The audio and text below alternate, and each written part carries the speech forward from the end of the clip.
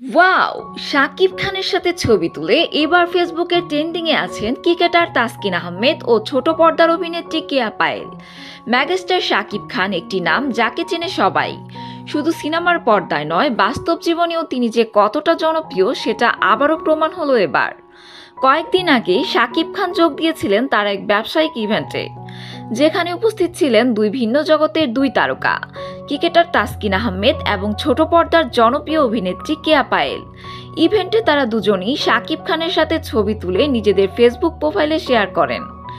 শাকিব খানকে নিয়ে ছবিগুলো প্রকাশের সাথে সাথেই ছড়িয়ে পড়ে পুরো নেট দুনিয়ায়। কিন্তু মজার ব্যাপারটা হলো, ছবিগুলো এত পরিমাণে ভাইরাল হয়েছে যে এখানে তাদের ফেসবুকে সবচেয়ে বেশি রিয়াকশন পড়ে শাকিব খানের সাথে তোলা ছবি।